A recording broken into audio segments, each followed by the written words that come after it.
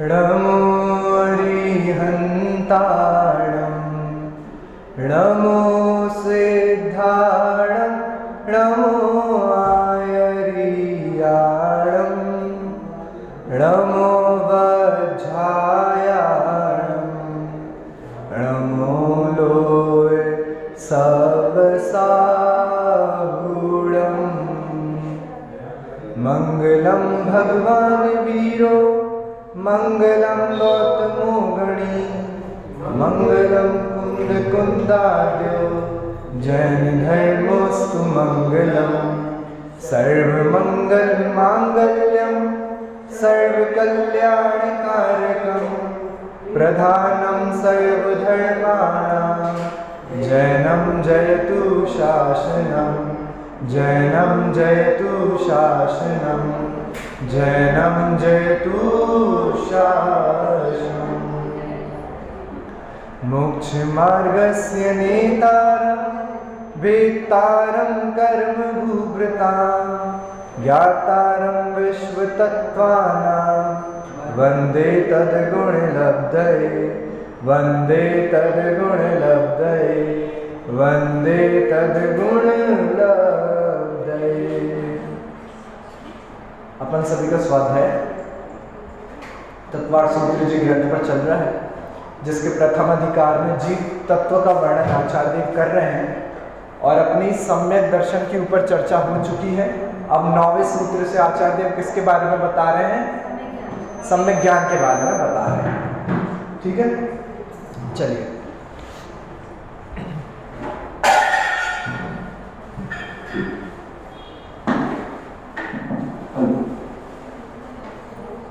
तो मैं बहुत पीछे से रिवाइज करना चालू नहीं करते अपन लोग।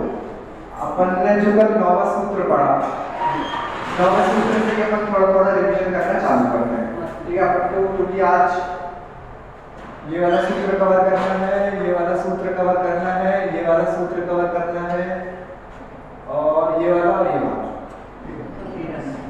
ठीक है, छोटे छोटे सूत्र हैं, आप लोगों को उनका मतलब भी पता है। न्याय मंदिर में आप लोग पहले पढ़ भी चुके हैं, तो कोई आपको ज्यादा दिक्कत उसमें आने नहीं वाली, इसलिए अपन थोड़ा सा दिमाग रखेंगे। हाँ, कल अपन ने क्या पढ़ा था? सम्यक ज्ञान के 5 भेद। पहले तो सूत्र बोलिए, एक साथ फिर से।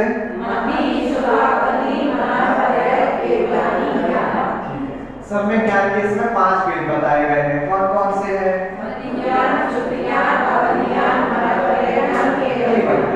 ठीक है, मति ज्ञान क्या होता है? जो ज्ञान इंद्रिय और मन की सहायता से जानता है, उसे क्या कहते हैं? मति ज्ञान कहते हैं। और शुद्ध ज्ञान किसे कहते हैं?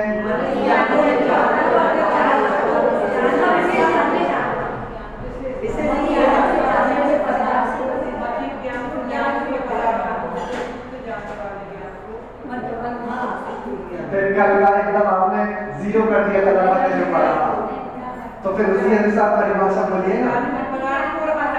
एक जान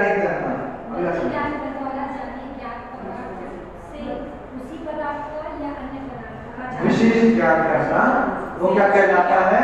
शुद्ध ज्ञान कहलाता है। ठीक है, कल के अपन ने थोड़ी सी परिभाषा बदली थी ना। मति ज्ञान द्वारा ज्ञान पदार्थ के द्वारा उसी पदार्थ का या फिर अन्य पदार्थ का विशेष ज्ञान होना, वो क्या कहलाता है? शुद्ध ज्ञान कहलाता है।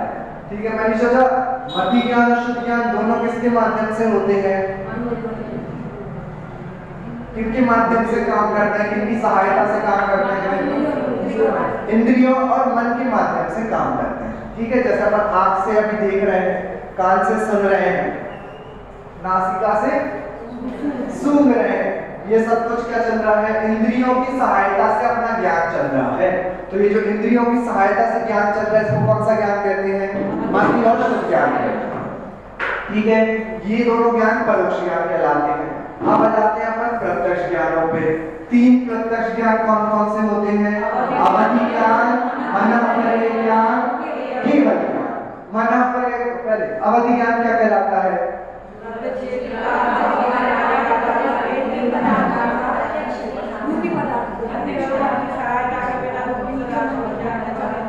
ठीक है।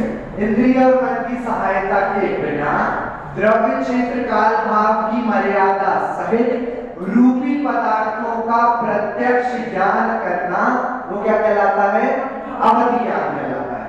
तो सिंपल अवधि ज्ञान ये है कि मैं यहाँ पर बैठू एक पूरे क्षेत्र की मर्यादा में या फिर एक पूरे काल की मर्यादा में कहीं पर भी कोई भी प्रत्यक्ष चीज को मैं देख सकता, मतलब किसी भी चीज को मैं प्रत्यक्ष देख सकता हूँ, जान सकता हूँ।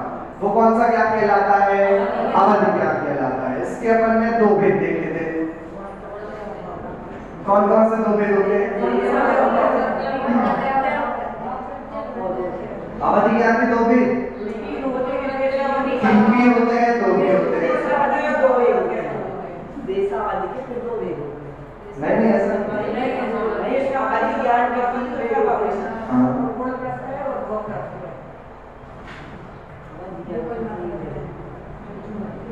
जो गुण प्रत्यय होता है वो ही तो, उसके भी तो तीन भेद होते हैं, परमार्थी, सर्वार्थी और द्वेषार्थी।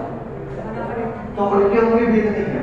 ऐसा कहिए दो भेद भी होते हैं, तीन भेद भी होते हैं। तो यदि मैं तीन भेद पूछूं तो कौन कौन से भेद बोलोगे आप? द्वेषार्थी, परमार्थी, सर्वार्थी, या अवधि ज्ञान के भेद होते हैं। ठीक है।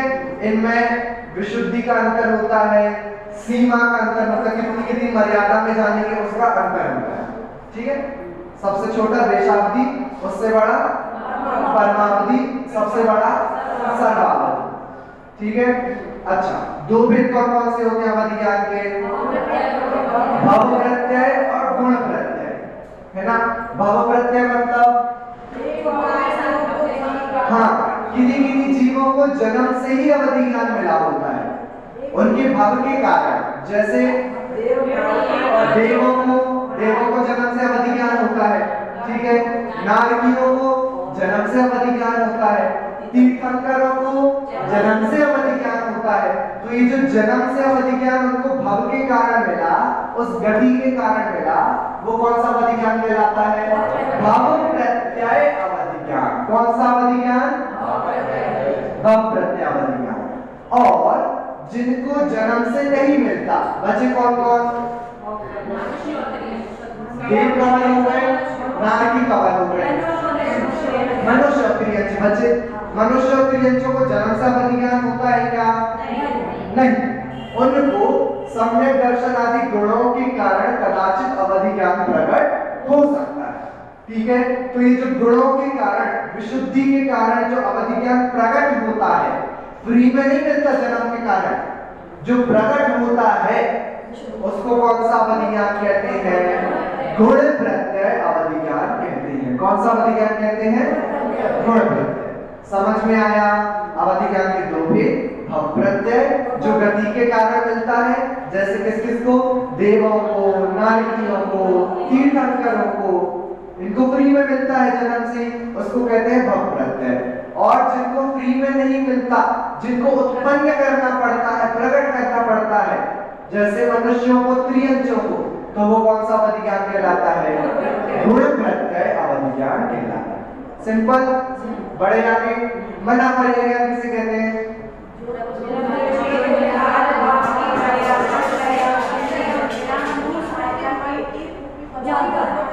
ठीक है। जो द्रव्य क्षेत्र काल भाव की मर्यादा से दूसरे के मन में स्थित रूपी पदार्थों को जानता है, वह मना पर्याय ज्ञान कहलाता है। अच्छा, इसके भी दो भेद हुआ करते हैं। कौन कौन से? विपुलमति और ऋजुमति। इन दोनों में ज्यादा विशुद्ध कौन सा होता है? विपुलमति। कौन सा एक बार हो जाए तो छूटता नहीं है? विपुलमति। ठीक है। विपुलमति का क्षेत्र भी ज्यादा होता है, क्षेत्र मतलब उसकी विशुद्धि ज्यादा होती है, और वह एक बार हो जाए तो कभी छूटता नहीं। विपुलमति। ऋजुमति छूट सकता है। अच्छा, ऋजुमति में ऐसा है, एक भेद और भी है। ऋजुमति मना पर्याय ज्ञान में जो सामने वाले व्यक्ति ने सोचा है रूपी पदार्थ, सिर्फ उसका ही ज्ञान होगा। जो अभी वर्तमान में वह सोच रहा है, मन में चल रहा है, उसको मुनिराज जान लेंगे ऋजुमति मना पर्याय ज्ञान से। ठीक है। एक और विशेष भेद बता रहा हूं जो मैंने आप लोगों को पहले नहीं बताया।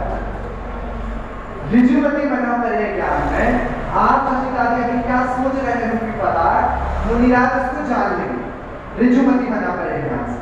लेकिन विपुलमति मना परे ज्ञान इतना विशुद्ध होता है कि आपने पहले कभी कोई रूपी पदार्थ सोचा होगा या फिर भविष्य में आप कोई रूपी पदार्थ के बारे में सोचेंगे या फिर आपने अर्धचिंतित थोड़ा सा ही सोच पाए और वह विचार चला गया अर्धचिंतित ऐसा भी कोई रूपी पदार्थ हो, इन सभी को मुनिराज जान लेंगे। किसके माध्यम से? विपुलमति मना परे ज्ञान के माध्यम से। अर्धचिंतित मतलब पूरा विचार नहीं कर पाए थे आप उसके बारे में, थोड़ा ही विचार कर पाए, उसको भी मुनिराज जान पूरा जान। हाँ, समझ में आया? पहले कभी आपने सोचा हो उसको भी जान लेंगे, आगे कभी आप सोचेंगे उसको भी जान लेंगे। ऐसी विशुद्धि है विपुलमति मना परे ज्ञान की, ऐसी उसकी शक्ति। ठीक है, बड़े आगे मना परे ज्ञान क्लियर है। चलिए अब मैं आगे बढ़ूं, देखिए आप लोगों ने जिसको लिखा था। चलिए केवल ज्ञान की तरफ बढ़ते हैं। हाँ, विपुलमति मना परे ज्ञान, इसका अर्धचिंतित वाला वो वाला पार्ट। अच्छा देखिए, ऋजुमति मना परे ज्ञान और विपुलमति मना परे ज्ञान में एक अंतर ये भी है, ऋजुमति मना परे ज्ञान में वर्तमान में सामने वाला व्यक्ति कौन सा रूपी पदार्थ सोच रहा है मुनिराज उसको जान लेंगे, सिर्फ वर्तमान में। ठीक है, अभी मेरे मन में अगर माइक चल रहा है तो वो जान लेंगे ऐसा, क्योंकि माइक रूपी पदार्थ, तो रूपी पदार्थ को हमने जान लिया। अभी जो वर्तमान में चल रहा है सिर्फ उसको ऋजुमति मना परे ज्ञान। लेकिन विपुलमति मना परे ज्ञान में कल आपके मन में क्या चला था, परसों आपके मन में क्या चलेगा, और कोई अर्धचिंतित विचार किसी रूपी पदार्थ के बारे में आप विचार कर ही रहे थे, थोड़ा विचार किया आपने और एकदम से वो विचार टूट गया, आप अर्धचिंतित रह गया वो विचार, उसको भी मुनिराज पूरा जानते हैं। भूत भविष्य वर्तमान सब कुछ अर्धचिंतित को भी जानते हैं। नहीं नहीं नहीं, सिर्फ मन में स्थित, मन में स्थित, और वो भी मर्यादा के सहित। इसमें भी आप प्रतिपाती और प्रतिपाती को किसमें? हाँ, विपुलमति है ना अप्रतिपाती। अप्रतिपाती मतलब जो गिरता नहीं, जो छूटता नहीं, तो वो कहा ना पता है कि विपुलमति मना परे ज्ञान एक बार हो गया तो छूटता नहीं, इसलिए उसको अप्रतिपाती मना परे ज्ञान। क्लियर? बड़े आगे चलिए। रूपी वाला, हाँ उसमें थोड़े कॉन्ट्रडिक्शंस हैं, मैं और क्लियर करके बताना पड़ेगा। ठीक है, मैं पर वो कल लेंगे, लेकिन अभी मुझे और पढ़ना पड़ेगा उसके बारे में। चलिए कि रूपी और पांचवा ज्ञान कौन सा है? केवल ज्ञान। केवल ज्ञान के बारे में आप लोगों को बताना पड़ेगा क्या मुझे? आप लोग ही बता दोगे, बताइए क्या होता है केवल ज्ञान?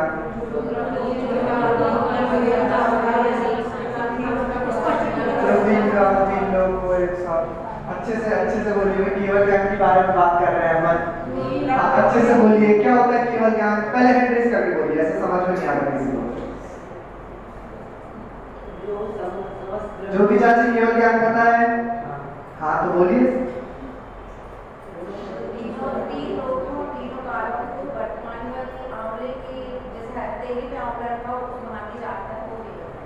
ठीक है, और परिभाषा? जो समस्त द्रव्य और उसकी समस्त पर्याय को एक जो ज्ञान सर्वद्रव्यों को एवं उनकी समस्त पर्यायों को एक साथ एक ही समय में युगपत जानता है, उसे केवल ज्ञान कहते हैं। कौन सा ज्ञान कहते हैं? केवल ज्ञान कहते हैं। अच्छा, ये वाली परिभाषा तो आप लोगों ने बहुत बार पढ़ी भी है, सुनी भी है। सर्वार्थ सिद्धि में आचार्य में जो लोक और अलोक, नहीं वो तो ठीक है, क्योंकि सारे द्रव्यों में अलोकाकाश भी आनी है। शास्त्री जी के नाम, हाँ तो अपन ये बता देते हैं जो तीनों लोग, तीनों काल की सर्वज्ञ गुण पर्यायों को एक समय में। अच्छा, तीनों लोग, इसलिए तो ठीक है, इसलिए उन्होंने कहा था ये। हाँ चलिए, सर्वार्थ सिद्धि में एक नई परिभाषा आचार्य देव ने केवल ज्ञान की लिखी। पहली परिभाषा तो उन्होंने ये लिखी कि जिस जिस ज्ञान की प्राप्ति के लिए सारे तपस्वी तप को धारण करते हैं, उस ज्ञान को केवल ज्ञान कहा जाता है। क्या परिभाषा लिखी?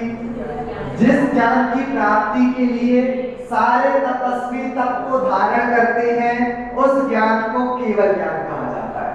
किसी को भी अवधि ज्ञान, मनोपरय ज्ञान, मति शुद्ध ज्ञान में विशेष कुछ ज्ञान हो जाए, उसमें संतुष्टि नहीं है।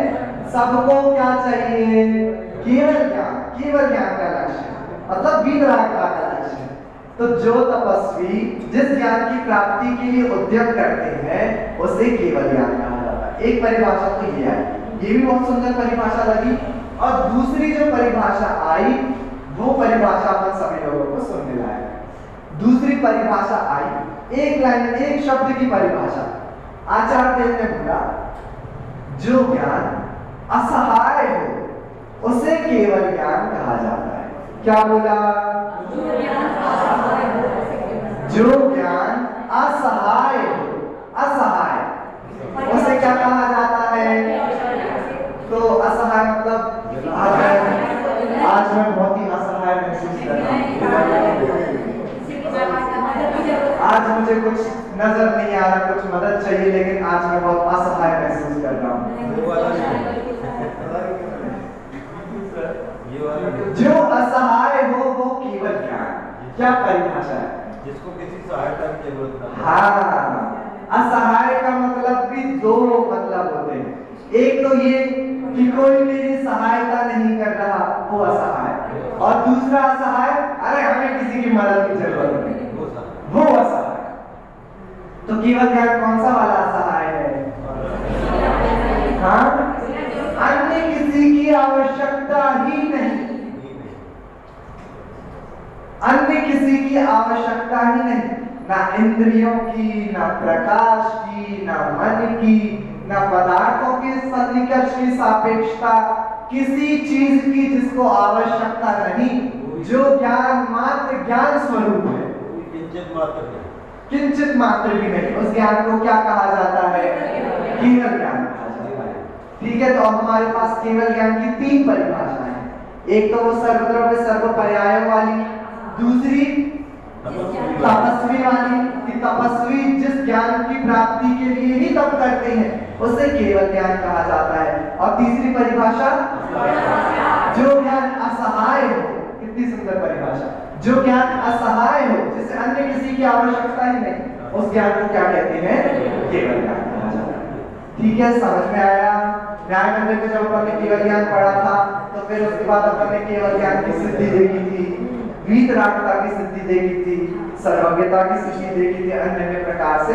वो सारा विषय आप इसमें दोबारा एक बार पढ़ सकते हैं, मैं यहाँ पर अभी इसको रिपीट नहीं करूँगा। न्याय मंदिर। चलिए आगे बढ़े। तो ये अपन ने शॉर्ट में, बहुत शॉर्ट में 5 ज्ञानों के बारे में देखा। अब चूंकि यहाँ पर सम्यक ज्ञान का विषय चल रहा है, इसलिए ये पांचों ज्ञान कौन से ज्ञान की बात चल रही है? प्रमाण और सम्यक ज्ञान की बात चल रही है।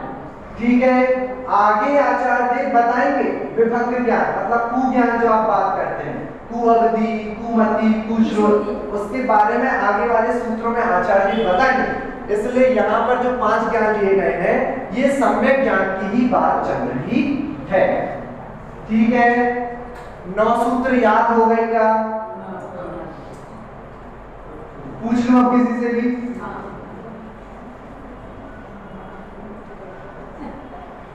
पक्का? कृष्णा भी हो गए? नाम कितना यार? बढ़िया। अश्विना जी हो गए? पहले भी आए। हाँ, बड्डी चाचा सरल सरल है काम। आपको अगर विषय पता लगते जा रहा है तो आप बहुत इजीली आप कर लेंगे सारे। मतलब अभी हाँ, सुमन दादी को तो याद नहीं, ज्योति चाची याद हो गए? बढ़िया बढ़िया बढ़िया। सुमन चाची को याद होंगे, आप लोगों को याद होंगे, आपको याद होंगे, आपको याद होंगे, यू भी अभी याद है? चलिए करिए करिए करिए करिए। हाँ, मनीषा चाचा, धीरज चाचा, चलिए जितने सूत्र अपन पढ़ते जा रहे हैं, कम से कम वो अपन को टोटल अच्छे से याद हो जाना चाहिए। क्योंकि अब आप लोगों को विषय भी पता है, आपको ये पता है नाम क्या होता है, स्थापना निक्षेप क्या होता है, द्रव्य होता है और भाव होता है। तो जब आपको चारों नाम पता है फिर सूत्र तो बहुत जल्दी आपको हो ही जाएगा। नाम, स्थापना, द्रव्य, भाव, संन्यास, उसके कारण लोक व्यवहार होता है। ठीक है, तो एक बार घर पे जाकर फिर से कोशिश करिएगा, आपने जो जो पढ़ा है एक बार याद करिए तो तुरंत आपको सूत्र जल्दी जल्दी याद है, लेकिन बैठना पड़ेगा उसके लिए आधा घंटा, तो वो समय निकालिए पहले। ठीक है, अभी मैं बढ़ रहा हूं आगे।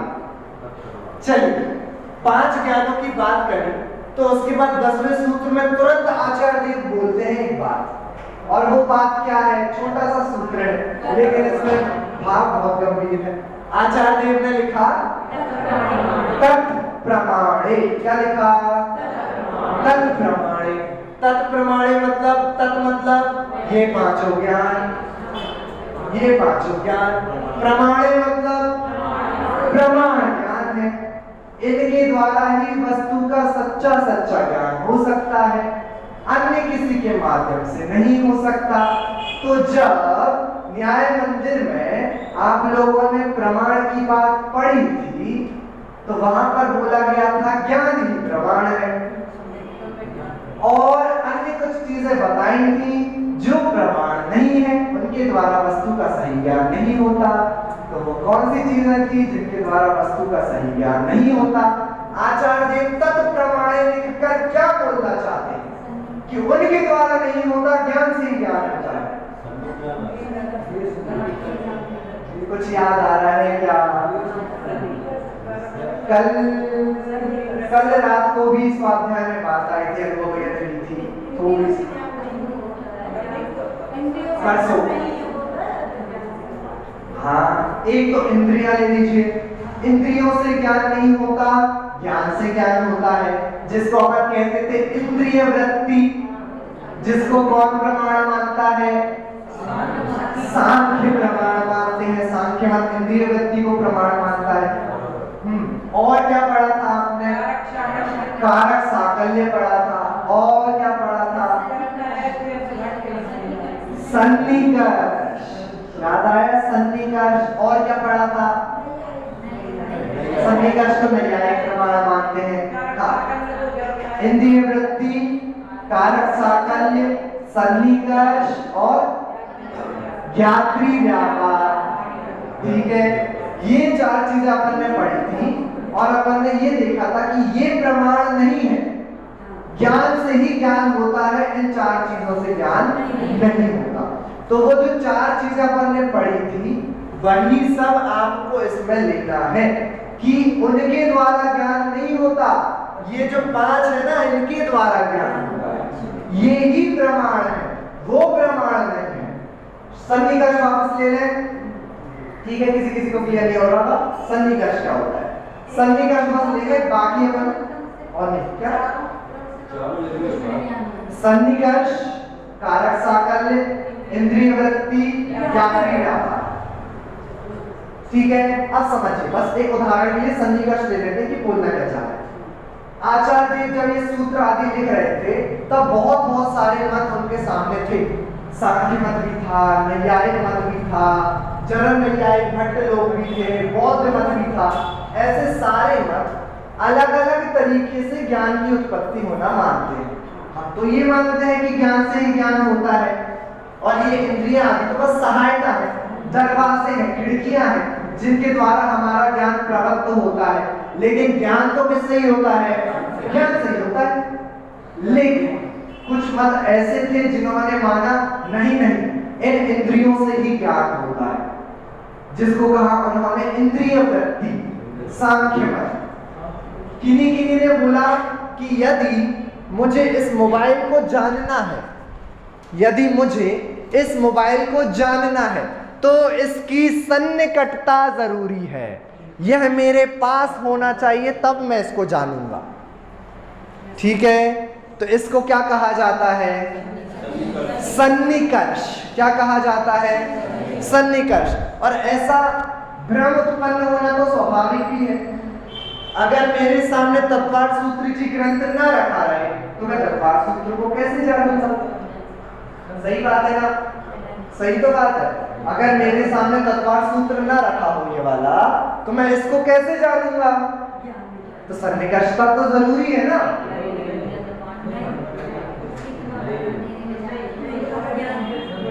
ठीक है, समझ में आया भ्रम कहाँ से उत्पन्न हुआ नैयायिक लोगों को? तो वो लोग ये मानते हैं इस पदार्थ का और मेरी इंद्रियों का सन्निकटपना हो जाए, पास पास पना हो जाए, तो मुझे इस वस्तु का ज्ञान हो जाएगा। पूरा भी समझ में आया? किसी भी चीज को अपन पास कर लेंगे, मेरे ये पास होनी चाहिए, सन्निकर्ष होना चाहिए, तो ही मुझे इसका ज्ञान होगा, अन्यथा नहीं होगा। ऐसा नैयायिक मत मानते हैं, जिसको कहा जाता है सन्निकर्ष। ओके, अब आचार्यों ने, आपको याद हो, बहुत सारे तर्क देकर इन सन्निकर्ष का निराकरण करा था। अब आप ही अपने बुद्धि के अनुसार सोचिए, उसको भूल जाइए जो आपने पहले कभी पढ़ा, खुद ही सोचिए, क्या सन्निकर्ष होना ज्ञान होने के लिए आवश्यक है? क्या तर्क देंगे आप? कैसे समझाएंगे आप?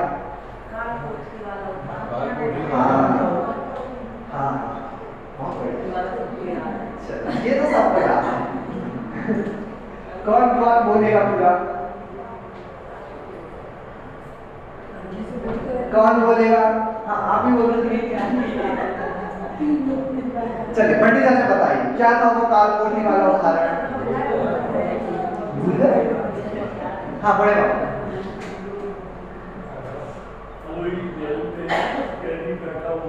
हाँ हाँ उसकी प्रेमिका को बिना किसी सहायता के वहाँ बैठे बैठे पूरा देश। बहुत अच्छा, बहुत अच्छा, समझ में आया। अगर आप ये बोल रहे हो कि पदार्थ का ज्ञान करने के लिए पदार्थ की सन्निकटता जरूरी है, तो आचार्य देव ने खुद एग्जाम्पल दिया कि जैसे काल कोठरी हो। काल कोठरी मतलब क्या होता है? काल कोठरी मतलब कि वहां पर प्रकाश की कणिका भी ना हो, वहां पर एक व्यक्ति को कैदी बना के रखा गया है, ठीक है, उसके सामने कुछ नहीं है, उसको अपना हाथ तक नहीं दिख रहा, कौन सी बेड़ियों से वो बंधा है ये भी नहीं दिख रहा, लेकिन वहां बैठा बैठा भी वो अपनी प्रियतमा का चेहरा देख पा रहा है, स्मरण कर पा रहा है, उसका ज्ञान कर पा रहा है। तो कौन सा पदार्थ उसके सामने है? प्रियतमा उसके सामने है? नहीं, लेकिन वहां बैठा बैठा भी उसका ज्ञान तो कर पा रहा है, भले ही स्मरण ज्ञान कर रहा हो, लेकिन ज्ञान तो कर रहा है। तो कहाँ रही पदार्थों की सन्निकटता की आवश्यकता? बिना सन्निकर्ष के भी ज्ञान हो गया हमें तो, ठीक है। और क्या तर्क थे?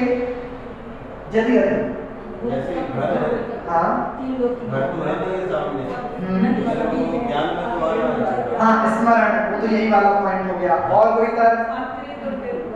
हाँ हाँ हाँ, बोलिए बोलिए बोलिए।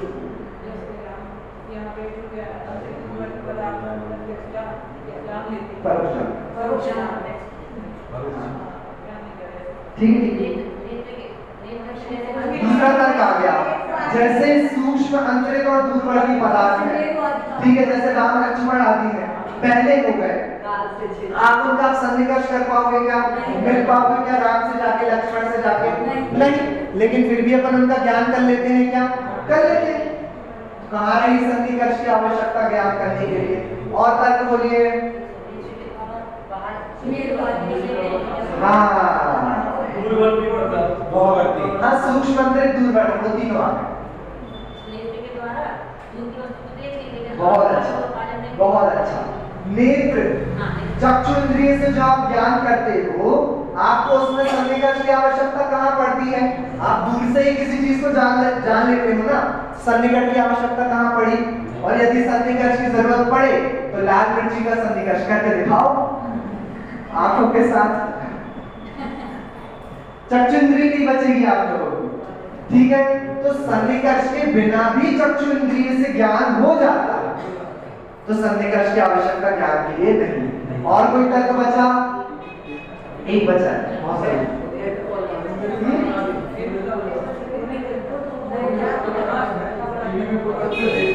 हाँ, बहुत अच्छा, बिल्कुल बिल्कुल सही है, टीवी में आप कोई भी दृश्य देख रहे हो, ज्ञान कर रहे हो, उसकी आपके पास सन्निकटता है क्या? नहीं है, फिर भी ज्ञान को कर रहे हो। एक बहुत अच्छा तर्क रह गया, सबसे बड़ा, सबसे अच्छा वाला।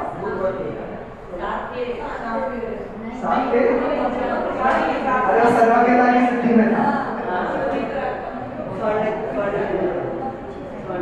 अगर सन्निकर्ष करते करते ही ज्ञान होता तो कोई केवल ज्ञानी ही नहीं हो पाता। क्यों नहीं हो पाता केवल ज्ञानी? सर्वज्ञ क्यों नहीं हो पाता? क्योंकि तीनों के पदार्थों का कोई सन्निकर्ष कर सकता है क्या? नहीं कर सकता। आप जा जाकर एक वस्तु को छू छू कर ज्ञान करो और ऐसे आप केवल ज्ञान की प्राप्ति करना चाहो तो संभव ही नहीं। तो इसलिए सन्निकर्ष को प्रमाण मानोगे तो केवल ज्ञानी को प्रमाण नहीं मान पाओगे। समझ में आया?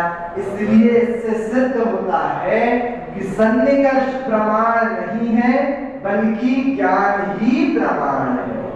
ज्ञान से ही ज्ञान होता है, सन्निकर्ष से ज्ञान नहीं होता। समझ में आया? तो इन सब बातों को सिद्ध करने के लिए आचार्य देव ने ये सूत्र डाला कि ये 5 ज्ञान से ही ज्ञान होता है, अन्य सन्निकर्ष आदि से ज्ञान नहीं होता। ये 5 ज्ञान ही प्रमाण है, तत्प्रमाणिक। समझ में आया? सूत्र समझ में आया? आगे बढ़ सकता हूं मैं अब? चलिए मैं आगे बढ़ रहा हूं। अब बहुत सरल है, तत्प्रमाणिक हो गया। अगला सूत्र बोलिए, आद्य परोक्षम। क्या बोला? इसका मतलब आगे के 2 ज्ञान परोक्ष ज्ञान है। तो आगे के 2 ज्ञान कौन कौन से हैं? मति ज्ञान और शुद्ध ज्ञान। मति ज्ञान और शुद्ध ज्ञान परोक्ष ज्ञान है। परोक्ष ज्ञान है मतलब जो इंद्रियों और मन की सहायता से उत्पन्न होते हैं उन ज्ञानों को परोक्ष ज्ञान कहते हैं। तो अपने 5 ज्ञानों में से कौन कौन सी ज्ञान इंद्रियों और मन के माध्यम से उत्पन्न होते हैं? मति ज्ञान और शुद्ध ज्ञान। इसलिए ये आगे के 2 कौन से ज्ञान हैं? परोक्ष ज्ञान। आद्य परोक्षम, आगे के 2 परोक्ष ज्ञान है। तो मति और शुद्ध ज्ञान परोक्ष ज्ञान। क्लियर? अभी एक बार और, परोक्ष मतलब होता है जो इंद्रिय और मन की सहायता से ज्ञान हो। ठीक है? तो आचार्य देव लिख रहे हैं आगे के जो 2 ज्ञान है वो परोक्ष ज्ञान है। तो कौन कौन से 2 ज्ञान परोक्ष हो गए? मति ज्ञान और शुद्ध ज्ञान। और हमने परिभाषा में भी यही देखा था मति ज्ञान की कि जो इंद्रिय और मन की सहायता से हो। तो मति ज्ञान और शुद्ध ज्ञान दोनों कौन से ज्ञान कहलाएंगे? परोक्ष ज्ञान कहलाएंगे। क्लियर? अगला सूत्र क्या है? प्रत्यक्ष मन्यत। बोलिए, प्रत्यक्ष मन्यत मतलब आगे के 2 तो परोक्ष है और जो अन्य बचे अन्य वो सब कैसे हैं? प्रत्यक्ष है। तो यदि परोक्ष था जिसमें इंद्रिय और मन की सहायता होती है तो प्रत्यक्ष क्या होगा? जिसमें इंद्रिय और मन की सहायता नहीं होगी। ठीक है? तो अन्यत बचा। अन्यत में कौन कौन सा आ जाएगा फिर? अवधि, अनापर्याय, एवं। क्लियर? ये तीनों ज्ञान कैसे ज्ञान है? प्रत्यक्ष ज्ञान है। ओके। अच्छा, प्रत्यक्ष ज्ञान के भी अपन 2 भेद करते थे, याद है क्या? कौन कौन से? हाँ, देश और सर्वदेश, ऐसा विकल्प और सकल। तो विकल्प प्रत्यक्ष में कौन कौन से आ जाएंगे? अवधि ज्ञान और मनापर्याय ज्ञान। और सकल प्रत्यक्ष में केवल ज्ञान। ठीक है? चलो, प्रत्यक्ष मन्यत हो गया, समय भी हो गया। चलिए कोई बात नहीं, फिर अब अपन इसको कल आप लोग रहेंगे। कल कौन जा रहा है? सब चले। ठीक है? तो फिर तो कक्षा अपनी बात में लगेगी जब आप लोग आ जाए, क्योंकि बहुत सारे लोग हैं। ठीक है? अच्छा, एक करेक्शन और करना है अपन को। श्वेता चाची ने अच्छा वो ध्यान दिलवाया, जो अपन ने तत्वों को अधिकारों में बांटा था कि कौन से तत्व कौन से अधिकार में आ रहे हैं। ठीक है? उसमें थोड़ा सा करेक्शन कर लीजिएगा, जिन्होंने नोट्स में करा था उसको भी कर लीजिएगा। मैंने डायरी में तो सही लिखा था लेकिन बोलने में गलत हो गया, तो वही आपको एक से चौथे अधिकार तक जीव तत्व, ठीक है, ये सेम है। पांचवें में अजीव तत्व। अब यहाँ पर से चेंज कर लीजिएगा, छठवां और सातवां, छठवें और सातवें अधिकार में है आश्रम तत्व। यही लिखा है। आठवें में बंध तत्व, ये नहीं लिखा है, ये चेंज कर। पहले से चौथे में जीव तत्व, पांचवें में अजीव तत्व, छठवें सातवें में आश्रम तत्व, आठवें में बंध तत्व, ठीक है, आठवें में बंध तत्व, धीरज चाचा, ठीक है, लिख लिया। नौवें में संबंध निर्जला, नौवें में संबंध निर्जला, और 10वें में हाँ मैंने पढ़ा भी, देखा मैंने सही कुछ, ठीक है, फिर से बता दो एक बार। पहले से चौथा जीव तत्व, पांचवा अजीव तत्व, छठवा सातवां आश्रम, आठवां बंध, नौवां संबंध निर्जला, 10वां मोक्ष। ठीक है, कर लिया, सुधार कर लीजिएगा। अन्य जिनको नहीं पता, जो नहीं आए उनको भी एक बार बता दीजिएगा, ठीक है। मैं ग्रुप पे मिला नहीं, कल से क्लास नहीं, कल से क्लास नहीं है, जब सब आ जाएंगे फिर कंटिन्यू